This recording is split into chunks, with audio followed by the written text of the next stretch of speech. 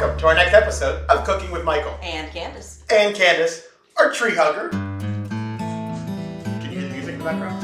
Alright, the reason why I did tree hugger is not because we're doing tree hugger stuff. We're going to have a really kind of a tree hugger-ish kind of recipe. He did it because he likes to do it. That too.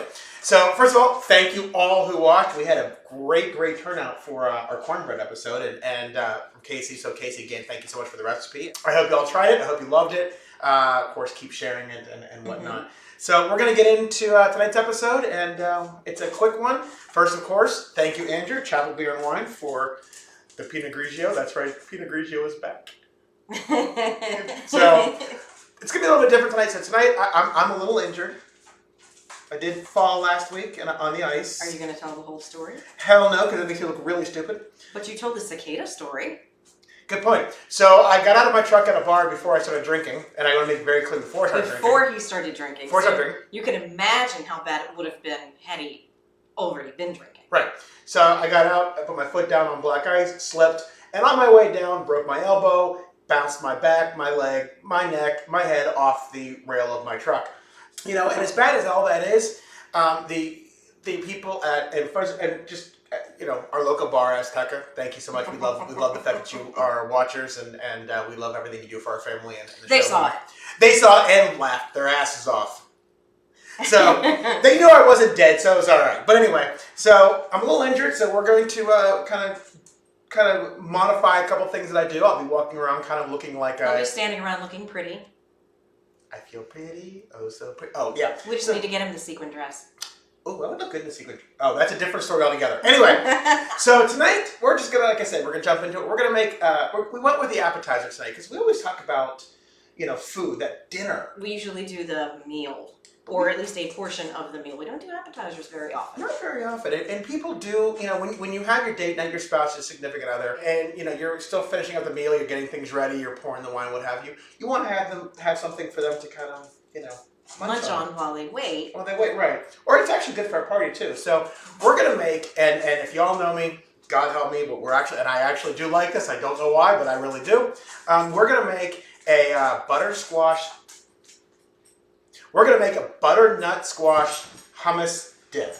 Yes, I'm amazed you got that out on the second try. Congratulations. Yeah, I just call it creamy shit that you use peanuts with. Anyway, so we're gonna make that. It's actually pretty cool. It's pretty easy. Very, very quick recipe. So we'll make it. There's really no cooking. It's just mixing it up, dipping it, trying it, loving it. Drinking your Pinot Grigio. Going on with your Phoebe likes it. Making noise in the background. All right, so I'm gonna drink my Pinot Grigio, and we're just gonna jump into it. So the first thing we're gonna do is we're going to cook the butternut squash. Yeah. First thing you're gonna do is, first you've got to peel it and cut it up. The easiest way, really, to do butternut squash. This is what it looks like when you get it from the store. For those of you who think it looks like a butt plug. There's also the smaller version.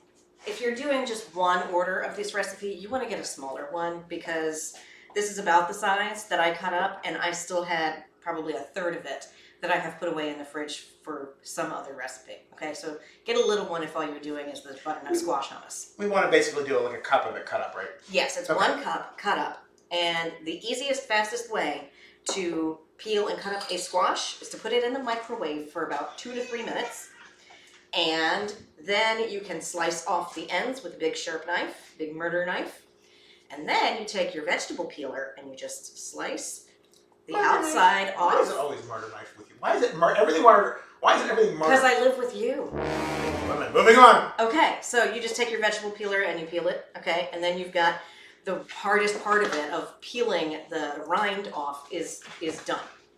Then you just chop it up into your 1-inch quarter pieces, okay? So basically what you want to do is take the hard part of the butt plug off. Yes, you want to take the hard part of the butt plug off. Okay, moving on. Then prep your chickpeas. Are the easiest ones. Get them canned. They're already cooked for you then. Chickpeas. It's a whole can. Just make sure you rinse them in the colander. Next, you want to get your pomegranates. So pomegranate is actually the seed. The meat of the pomegranate you don't really use. No, the meat is around the seed. Oh, what is that shit that's on? That's the fiber. Oh, fiber makes you poop. Yeah, you can eat that. It doesn't have much flavor. Oh, okay. It doesn't have the greatest of texture. But when you're done with it, you should Compost it! Oh, God. And if you don't know how to peel a pomegranate, go ahead and look it up. There are several YouTube videos. University. There are many different ways to peel your pomegranate, to de-seed your pomegranate. Pick the one that looks easiest for you. I'm still looking for the one that's the easiest for me, so I'm not going to endorse any of them. So then you get out the rest of your ingredients. And there's a lot of, it looks like a lot of ingredients, and it is, but it does go very quickly. Yeah, it's not hard. Most of it is just, seasonings. And you'll look like you made like this fantastic hummus recipe that you got in the store. Yeah. Ooh, homemade hummus. Ooh. Because most of us just buy it at the store, right? You're like, oh, how am I going to make hummus? Oh, grinding up chickpeas? No, thanks. Is hummus made by, never mind. I'll move on. Yeah, thank you for skipping over that one. Sorry. So then after you chop up everything and you take all the rest of your ingredients out, you're going to cook your squash. Now, the original recipe and most of the recipes out there tell you to bake it in the oven. You don't need to take that long. You can cook it in your microwave. Every microwave is different. It's going to take a different amount of time. You want to do them in 1 or 2 minute increments and then just check them to see if they're squishy. And we talk about this a lot, actually. We're all about saving time. Saving time. The food is the catalyst to the quality time. Right. So just save yourself some time. Put it in the microwave, which is what I'm going to do now. That's a couple butternut squash she's putting in there. So she microwaved it, and you can see it took, about 3 minutes to microwave? No, it was about 4.5 minutes. About 4 minutes, okay. So a cup of butternut squash in the microwave takes 4 minutes as opposed to 17 hours. It's all mushy. You want it to be squishy. Squish it. Wait. Careful, the bowl is hot. Fuck, that's hot. And I only have one arm, so we're going to do it this way. Oh, yeah. So, you can see it's squishy. And ouchy for him. And ouchy. Squishy and ouchy. It sounds like a cartoon from The Simpsons. Anyway, Matt Groening, please watch our show. Anyway. Isn't he dead? No. It was the other one. That's Stephen Hillenburg from SpongeBob.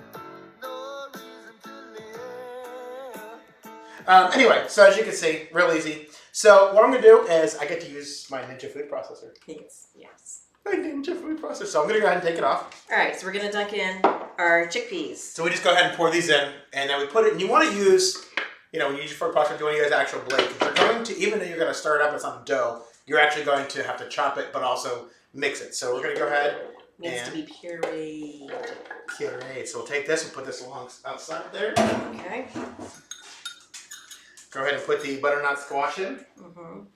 And then all of your flavorings go in there at this time as well. And fuck, that's hot. That's why I got the fuck that's hot pot holder. All right, there we go.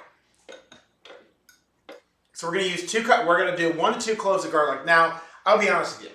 You can use fresh garlic, but as you know, we always use minced garlic. But I do kind of like a garlicky taste, so I like adding a little more garlic. I would go with the 2 end because I wouldn't go over 2 because you can always add more, but you can't take anything out. I grabbed a half a teaspoon, so it's actually 1 teaspoon is 1 clove, so it's the half, so I'm going to put 4 of these in. 1. So we did that. Now we're going to go ahead and we're going to put in 3 tablespoons of lemon juice. Well, you know how well I measure, right? No, you need to actually measure. Oh, come on, do I have to? Because it affects the texture as well as the flavor. All right, so we're going to use 3 tablespoons, and of course, as you saw, I got yelled at for not wanting to measure. So 3, 1, 2, 3. All right, so we got the lemon juice in there. Now we're going to do the tahini. Mm-hmm. First of all, I have to ask. Now, again, I've had this before. We've had this before. I will be honest, we're actually doing a little bit. He's an idiot. He can't remember anything, and he loves it. Right. So we are looking at the recipe because it does help us do this. But what the hell is tahini? There we go. It is sesame seeds, basically. There's oil in sesame seeds. All right, so we're going to go ahead and put a 1/4 cup in there. And you got to use the spatula to get it out of your measuring thingy because it's thick. Yeah. And when you first open up your jar, as we did, you will have to stir it. The oil floats to the top just like peanut butter or almond butter does. Right, exactly. Okay, so next. So now we're going to do the spices. The spices are really what kind of makes the whole thing. So. And there they go. Karen, this is your fault. We would have locked up looking for you. All right, so now we're going to do cumin, which I like to call Cummin. Oh, sorry. So we're going to use a 1/4 teaspoon of Cummin. Cumin. So we're just going to take this. And this is one you definitely want to measure. If you're not one of those measuring people, definitely measure your cumin because it has such a distinct and strong flavor. You don't want to overdo it. We're going to do a half a teaspoon of coriander. So a little coriander, it's a little Spanish. Just Spanish. I really don't know if it's Spanish. It's one we happen to get from a Spanish market. It's not. It's a spice that everyone except for white people use. It's because the only spices white people use is salt and pepper. That is straight up true. So we're going to do is a half a teaspoon of cayenne pepper. Now, with the cayenne pepper, you want... so the ground cayenne pepper, you know, it's calls for a half a teaspoon. If you don't like cayenne pepper, then go for a quarter. Or if you're spicy, if you have a reaction to excessive spicy food, that kind of thing. But yeah, I like spice, so put that in there. Okay, and then we're going to do some sea salt. All right, we do some pepper. That's enough. That's plenty. Olive oil. Do a quarter cup of olive oil. So again, I hate measuring, but we'll put a quarter cup of olive oil in there. Okay. So, and it's not only for that, but you're gonna keep water available as well. So the reason, because you want a nice consistency, you want a smooth consistency. You don't want it choppy, chunky, and like that. You want it smooth. Okay. Up to a quarter of a cup. So now what we do, real simple. We're just gonna go ahead and we're going to puree this. Okay, just real simple. So we're gonna turn on our wonderful food processor. I won't tell you the brand name, Ninja. And then we're gonna go ahead and we're going to puree. And as you can see, it needs some water. So we're going to go ahead and take the top off there. And you don't pour it all in at once. You just pour in some, because again... You don't know. We're going to add a little more water to that. Let's scrape the stuff off the sides first.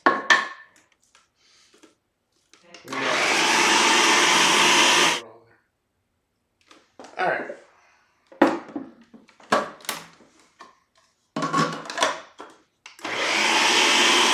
Alright, so what we're going to do is now we're going to take this out. So let me show you what it looks like. Do not cut your fingers off.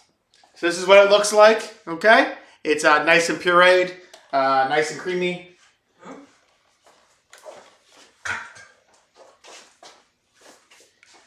And while she's doing that, there are different ways to eat this. You can eat it with celery, with carrots. You can eat it with pita bread, which is always a nicer. You can do some crackers. You can do different types of crackers, water crackers, stone crackers. All right, so while we're putting it into there, and like I said, you get ready for the fun stuff, and that is the eating of it. But we still have one more step to go. It's the garnish, the presentation. Presentation is everything. Well, it's not just presentation. It is actual food with actual flavor of its own, and it provides a nice contrast. Okay. So again, a little pasty, but that's what it's supposed to look like. Now we take the garnishing. The garnishing is feta cheese, your pomegranate arils. If I'm mispronouncing it, let me know. I've only read it. You know how that is. Readers. I call them seeds. Yeah, okay. And actually, you're also supposed to have fresh parsley, but my dumbass was in a hurry, and I grabbed the fresh cilantro instead. So, just so you know, the big old tag that says cilantro. This is not parsley, it is cilantro. And the only reason I knew that is because it says cilantro on it. The big old tag should have tipped me off. The fact that it's cilantro and not parsley. But we'll use it for something, so whatever. That's okay. I swear, it was in the parsley bin, and I just paid no attention. Oh, sorry, I was... That's not the injured arm, shithead. Yeah! Okay. All right, so let's go ahead and put the... So basically what you're going to do, you're going to try to make it pretty. I'm terrible at presentation and making things look pretty. But here's what you're going to do. You're just going to sprinkle your pomegranate. While she's doing that, I'm going to get the pita right. Just going to sprinkle your pomegranate. I'm just going to do one side each. And you sprinkle your feta, your crumbled feta. Okay, so the reason feta cheese is actually made from goat milk and goat curd. So it is actually a little bit different than your regular cheese, but it does add a nice little salty flavor to the the Hummus. so it adds a little bit of flavor to the hummus, which is why you don't put a ton of salt in it, because the feta cheese is the most salty cheese out there. So moving on. One of, yeah. Okay, go ahead and put it on there. So, anyway. I'll skip over the feta, by the way, when I do taste this. Actually, the feta, it's lactose friendly. It's lactose intolerant people friendly. Not for me, it isn't. Oh, really? Okay. I don't know. I'm just a freaking alien. That Anybody out there watch American Dad? I'm Roger, just so you know. Okay, moving on. Okay, so I'm gonna put a few more pomegranates on there.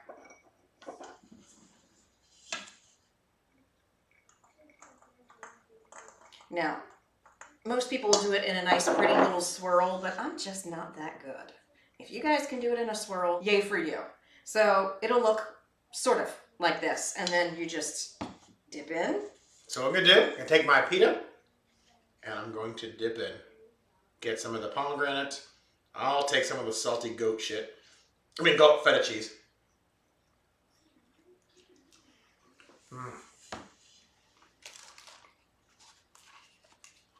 And if you know that everyone at your party, or if you're just making it for you and your significant other, and you know that both of you like it, you could actually stir the pomegranate seeds in with your hummus, because then they stick to whatever it is you're trying to scoop it with a lot better. Right. They tend to roll off. And again, you can use pitas, you can use crackers, you can use vegetables, all kinds of stuff. So I grab a chunk of mine and fold it over with my pita. So, as always, I know, it's fantastic. I love this dip. And again, surprisingly, I like hummus. I know, right? So anyway, very quick, the whole thing really You like this hummus because it's not as chickpea flavored, because it's got the butternut squash flavor. That's why. Okay, what she said. I don't know why I like it, but I do. So, yeah, what she said. Great appetizer. Takes, honestly, if we just made it without talking and bullshitting and whatever else, it takes about 10 minutes tops to make. There's no cooking. It's really, except for the cooking of the squash, which again, doing the microwave saves you a ton of time. And you look like a gourmet chef. Again, you put it out there. And if it's a date night, especially if your presentation skills are better than mine. No, but if you're trying to impress your date, or you're trying to impress your spouse, it makes you look like you've been working for hours to do it, or it looks like you bought it at a very, very fancy place. So when they find out you made it, it's even better. So, but it's cheap. It's not an expensive thing to make, and it's you go to the store. And it's also pretty healthy. A lot of people are on. No. I mean, it's January. A lot of people have these New Year's resolutions. Oh, I'm going to eat better. I'm going to eat healthier. Oh, I'm on a diet. I'm going to lose the weight that I gained from November and December. Yeah, whatever. This doesn't entirely conflict with that. The cheese, you might want to eat a little bit less of the cheese. And it's vegan, too, if you don't put the cheese on it. So Clay and Maddie, you guys can try it, love it, and enjoy it. And it's a great, great dish. And Clay, don't make fun of me at work when you find out that I actually like hummus. So, or if you can actually find a decent vegan feta cheese. Because they do make vegan cheese. Really? Yeah. The last time I tried it, which granted was years ago, the last time I tried it, I thought it was terrible. And so I went back to eating real cheese. All right, so Clay. Sorry, vegans. Clay, Maddie, if you know good vegan cheese, let us know. But anyway, so real quick, real easy, great date night appetizer for the dinner. You can see we're getting ready to make the dinner. You're seeing the cats going over and starting to eat the apple. Stealing parts of it. Stealing parts of it as we're trying to get ready to make it. So try it, make it, love it, enjoy it, and let us know what you think. And of course, go to our website, cookingwithmichael.us. We didn't wear the aprons today, but that's okay. Cookingwithmichael.us, stuff on there. But please send us some emails. Let us know some recipes that you love, and we would love to try those as well. Coming up in a couple of weeks, we'll be doing Cooking with Michael on location. We'll let you know here soon what that is. We haven't told anybody yet, but we're really excited about it. We're going to make you wait. We're going to make you wait. Okay, so it'll be nice some Southern cooking. So anyway, give you a little hint. But anyway, so enjoy this. Love it. Try it. Have a great, great date night Look dinner. at our acrobatic cat. Yeah, and look at the acrobatic cat, Karen. This is your fault. So anyway, enjoy it. Love it. And we'll see you next Saturday. As always, every Saturday night, 8 p.m. on Cooking with Michael. And Candace. And Candace. Good night, everyone. Good night.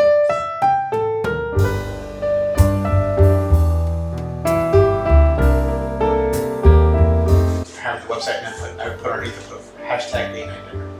And I'll put a hashtag on. Now that I know what a hashtag is. Hi, Melissa. She's the same age as him, but taught him how to not be old. I have no idea what the fuck a hashtag. I called it a pound sign.